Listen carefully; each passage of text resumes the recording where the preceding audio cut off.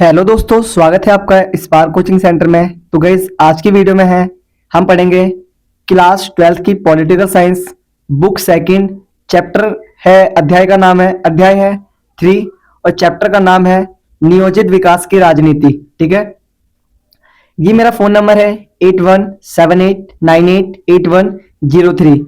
आप इस पे व्हाट्सअप या फिर डायरेक्ट कॉल करके कोई भी आपको डाउट हो चैप्टर से संबंधित या फिर कोर्स से संबंधित तो आप मुझसे पूछ सकते हैं। साथ ही साथ मैं आपको बता दूं, यहाँ पर आपको geography, political science, history, economics, sociology, Hindi, English, home science इत्यादि ऑलमोस्ट सभी सब्जेक्ट्स के हम यहाँ पर नोट्स प्रोवाइड करवा रहे हैं आपको। साथ ही साथ मैं क्रैश कोर्स के माध्यम से आपको यहाँ पर पूरा कोर्स करवा रहा हूँ। ठीक है, और आप यहाँ से अच्छे से प्रिपेयर करके आप अपने पेपर में अच्छे मार्क्स ला सकते हैं। ठीक है, आपको करना क्या है, चैनल को सब्सक्राइब कर लीजिए, साथ ही साथ वीडियो को लाइक कर और उन दोस्तों के साथ शेयर कर दें जो कहीं ना कहीं 12th क्लास में है और चाहते हैं कि मैं घर बैठे ही एक अच्छी प्रिपरेशन कर सकूं और पेपर में अच्छे मार्क्स गेन कर सकूं। ठीक है, तो आइए अब देखते हैं थोड़ा सा चैप्टर को। सबसे पहले हम नॉलेज लेंगे महत्वपूर्ण जानकारी कि जो चैप्टर है उसमें क्या चीज महत्वपूर्ण है। साथ ही साथ मैं आपको बता दूं कि पेपर में आपका ये ओनली 2 मार्क्स का आ रहा है, तो इसमें से ज्यादा पढ़ने की आवश्यकता नहीं है। जितने मैंने क्वेश्चन आपको करवा दिए हैं ये अपने आप में इनफ है। ठीक है, और आप अगर इन क्वेश्चंस को ही पढ़ के जाते हैं तो अगर इस चैप्टर से कोई भी क्वेश्चन आएगा तो आप इजीली बना पाएंगे। आइए देख लेते हैं। तो देखिए, सबसे पहला पॉइंट है भारत में योजना आयोग का गठन 1950 में हुआ था। देखिए, क्वेश्चन आ जाता है कई बार कि योजना आयोग का गठन किस वर्ष किया गया। ठीक है, 4 ऑप्शन होंगे, 1950, 1951, 1952, 1953। अब आपको वहां पर चूज करना होगा एक ऑप्शन।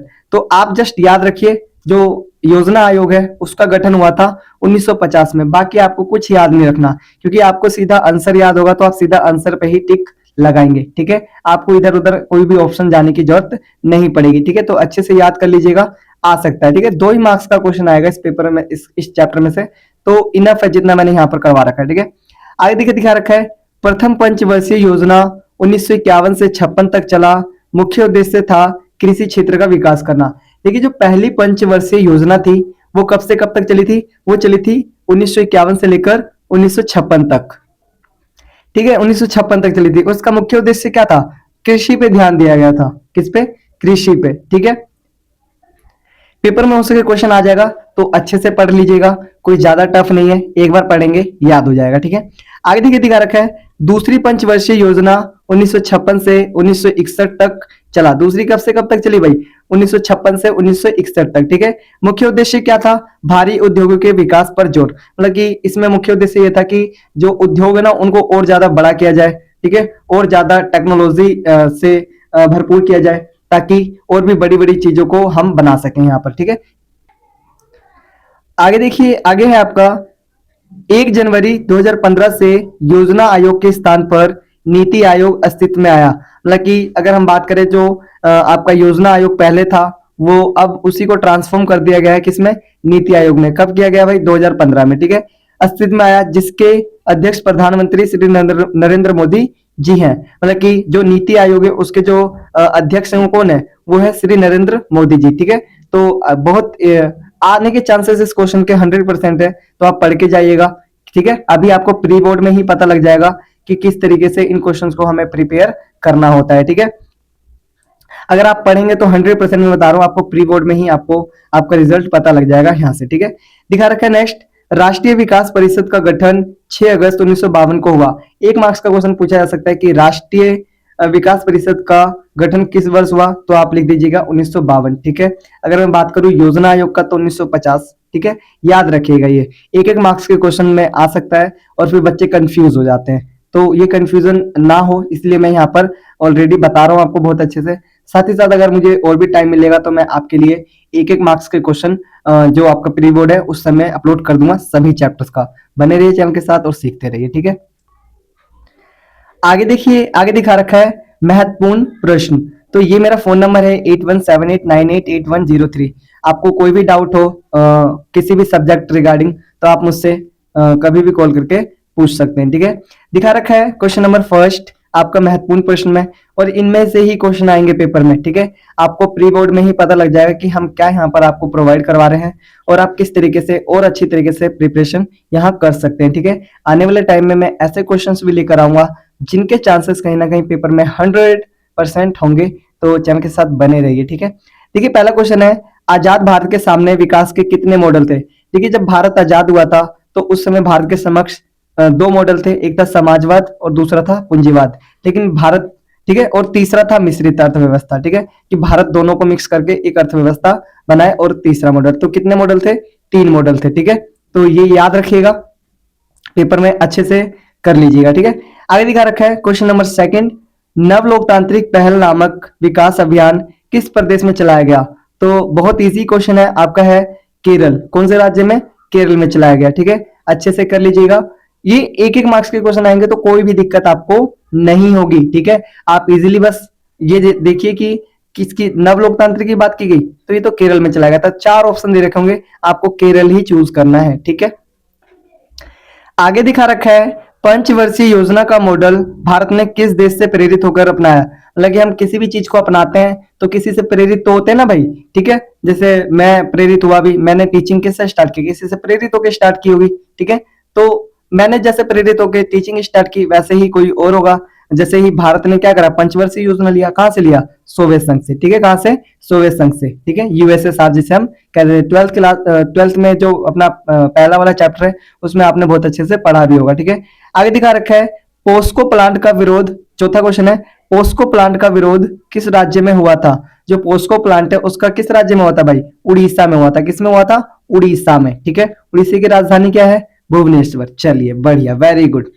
आगे दिखा रखा है क्वेश्चन नंबर 5, बॉम्बे प्लान क्या था, ठीक है। बहुत इंपॉर्टेंट क्वेश्चन है, मैं अभी फिर बता रहा हूं अगेन कि बॉम्बे प्लान क्या था। हर बार पूछा जाता है क्वेश्चन, ठीक है। इस चैप्टर का सबसे महत्वपूर्ण क्वेश्चन में को 2 ही लगते हैं, एक बॉम्बे प्लान और दूसरा केरल मॉडल, ठीक है। दोनों क्वेश्चन आपके पूछे जा सकते हैं, 101% की मैं पॉसिबिलिटी बता रहा हूं, ठीक है। ठीक है, बता रखा है आंसर, 1944 में उद्योगपतियों के एक समूह द्वारा देश में नियोजित अर्थव्यवस्था अपनाने का संयुक्त प्रस्ताव तैयार किया गया, जिसे बॉम्बे प्लान कहा जाता है। मतलब कि 1944 में क्या हुआ, कुछ उद्योगपतियों ने क्या करा, एक समूह बनाया, ठीक है। उस समूह के द्वारा एक नियोजित अर्थव्यवस्था बनाई, ठीक है, अपनाने की कोशिश की, और उसी वही जो प्रस्ताव था ना, उसे क्या कहा गया, बॉम्बे प्लान। क्या कहा गया, बॉम्बे प्लान। अच्छे से याद कर लीजिएगा, पेपर में आने के चांसेस 101% है, ठीक है।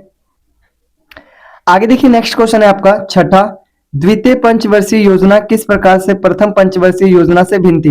मतलब जो द्वितीय पंचवर्षीय योजना है वो किस प्रकार प्रथम पंचवर्षीय योजना से भिन्न थी। तो आइए देखते हैं। तो देखिए बता रखा है, प्रथम पंचवर्षीय योजना कृषि पर आधारित थी, ठीक है। जो प्रथम पंचवर्षीय योजना थी किस पे आधारित थी, कृषि पर। मतलब मुख्य उद्देश्य क्या था, कृषि को बढ़ावा देना, तथा इसका मुख्य उद्देश्य कृषि विकास और खाद्यान्न उत्पादन बढ़ाना था। मतलब मुख्य क्या चाहते थे वो, कि कृषि पे सबसे ज्यादा ध्यान दिया जाए और कृषि का विकास हो सके, और जो खाद्यान्न के उत्पादन है, मतलब जो खाने पीने की चीजें, उसको और ज्यादा बढ़ाया जा सके, उत्पादन किया जा सके।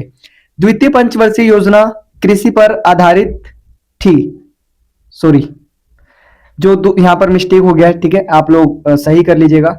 यहाँ पर है आपका जो द्वितीय पंचवर्षीय योजना थी वो थी निर्धारित उद्योगों का विकास, किस पे, उद्योगों का विकास पर आधारित थी, ठीक है। तथा इसका मुख्य उद्देश्य औद्योगिक विकास और भारी उद्योगों का विकास करना था। मतलब इसका मुख्य उद्देश्य क्या था, औद्योगिकरण को बढ़ावा देना, ठीक है। देखिए हर जगह मैंने फोन नंबर इसलिए लिख रखा है ताकि कहीं ना कहीं बच्चों को अगर कोई डाउट हो तो इजीली वो फोन कर सके और मेरे से पूछ सकें। साथ ही साथ आप व्हाट्सएप में मैसेज भी कर सकते हैं, ठीक है, कोई किसी भी प्रकार से आपको कोई भी प्रॉब्लम आ रही हो तो। आगे देखिए दिखा रखा है 7वां क्वेश्चन, भारत की अर्थव्यवस्था को मिश्रित अर्थव्यवस्था क्यों कहते हैं। जो भारत की अर्थव्यवस्था है उसको मिश्रित अर्थव्यवस्था क्यों कहा जाता है, आइए देखते हैं। आंसर दिखा रखा है, आजादी के बाद भारत के समक्ष 2 तरह की अर्थव्यवस्था थी। मतलब जब आजाद भारत हुआ था उस समय, तो भारत के समक्ष कितनी अर्थव्यवस्था थी, 2 तरह की, ठीक है। समाजवाद तथा पूंजीवाद। कौन कौन सी थी, समाजवाद और पूंजीवाद। लेकिन भारत ने न ही समाजवाद को चुना और न ही पूंजीवाद को, बल्कि भारत ने मिश्रित अर्थव्यवस्था को चुना। और भारत ने क्या करा, मतलब दोनों को मिक्स कर लिया। मतलब जो अच्छी बातें भारत को ऐसा लगा कि समाजवाद में ये अच्छी बात है, पूंजीवाद में अच्छी बातें ये हैं, तो दोनों से क्या लिए, प्रावधान ले लिए और फिर उसी को मिश्रित अर्थव्यवस्था के रूप में ग्रहण कर लिया, ठीक है, मतलब अपना लिया, ठीक है। इजी है। चलिए आगे देखिए, क्वेश्चन दिखा रखा है, विकेंद्रित नियोजन से आपका क्या अभिप्राय है। आपका होगा, ठीक है, यहाँ पर आपका क्या अभिप्राय है। तो देखिए यहाँ पर आंसर दिखा रखा है, ये आवश्यक नहीं कि प्रत्येक नियोजन केंद्रीकृत ही हो। देखो ऐसा नहीं माना जा सकता। केंद्रीकृत का मतलब और विकेंद्रीकृत का मतलब मैं पहले आपको समझा देता हूँ। देखिए केंद्रीकृत का मतलब होता है कि किसी एक चीज पे ही फोकस करना। जैसे अगर मैंने बात करूं मैं केंद्रीकृत की, तो शिक्षा की बात अगर मैंने की ना, तो मैं सिर्फ शिक्षा ही पे फोकस करूंगा, ठीक है, मतलब शिक्षा ही मेरा प्राथमिक होगा, इसके सिवा मैं किसी पे फोकस नहीं करूंगा। केंद्रीकृत होती है। स्वास्थ्य लूंगा तो स्वास्थ्य पे ही होगा, भूमि सुधार लूंगा तो भूमि, जैसे आपने देखा प्रथम पंचवर्षीय योजना किस पे थी भाई, कृषि पे थी, तो सबसे ज्यादा ध्यान किस पे दिया गया, कृषि पे, ठीक है। तो यही यहाँ पर बताया गया, लेकिन यहाँ पर बात की विकेंद्रीकृत। विकेंद्रित का मतलब होता है कि ना एक चीज पर ना ध्यान देकर सभी चीजों को साथ लेकर चलना। जैसे उसमें शिक्षा भी आ जाएगा, स्वास्थ्य भी आ जाएगा, भूमि सुधार भी आ जाएगा, कारगर खदान वितरण भी आ जाएगा, गरीबी उन्मूलन भी आ जाएगा। ये सारी चीजें विकेंद्रीकृत, मतलब कि एक पर निर्भर ना होकर सभी पर निर्भर होना, सभी पर ध्यान देना, ठीक है। ठीक है, नियोजन का तात्पर्य सदैव उद्योगों तथा विशाल परियोजनाओं से ही लगाया जाए, ठीक है। मतलब क्या क्या होता है कि ना हम नियोजन का अर्थ किससे लगाते हैं, सिर्फ बड़ी बड़ी परियोजनाओं से, ठीक है। ऐसे केरल में विकास तथा नियोजन के लिए जो मार्ग अपनाया गया उसे केरल मॉडल कहते हैं, ठीक है। पेपर में 1 मार्क्स या 2 मार्क्स का क्वेश्चन आ जाएगा, तो अच्छे से याद करके जाइए, क्योंकि मुझे 2 ही क्वेश्चन इसमें इंपॉर्टेंट लगते हैं, एक बॉम्बे प्लान और दूसरा केरल मॉडल, ठीक है। तो दोनों मैंने आपको पढ़ा दिए हैं, दोनों ही कहीं ना कहीं पेपर के अकॉर्डिंग बहुत ज्यादा इंपॉर्टेंट है।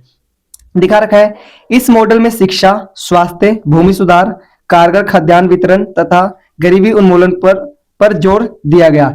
किस पे जोर दिया गया भाई, इन चीजों पर जोर दिया गया कि ना ये चीजें बहुत ज्यादा बेहतर हो सके, इनका विकास और ज्यादा अच्छी तरीके से हो सके, इन चीजों पर क्या किया गया, ध्यान दिया गया, ठीक है।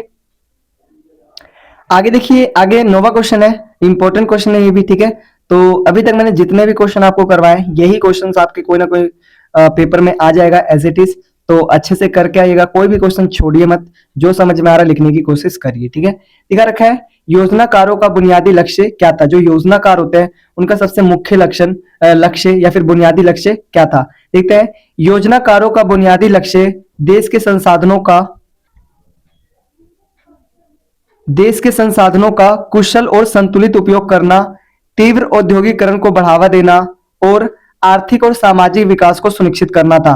मतलब ये क्या चाहते थे, ये चाहते थे कि जो संसाधन है उसका कुशल, ठीक है, कुशल प्रयोग हो सके, ठीक है, संतुलित उपयोग हो सके, मतलब कि जितना जरूरत हो उतना ही उसको उपयोग किया जाए।